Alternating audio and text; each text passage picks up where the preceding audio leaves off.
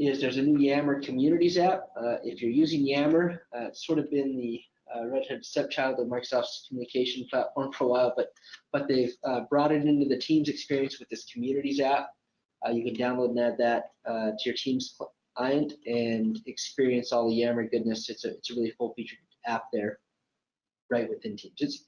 It's pretty clear Microsoft wants Teams to be the kind of the app that you kick off in the morning, you're in all day, and bringing Yammer into that is just part of helping to become that sort of home base of operations throughout your day.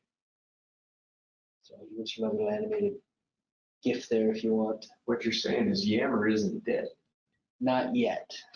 No, it's alive, and if you're using it, this is a good sign that Microsoft is continuing to support that and wants you to engage in that way if you're using it.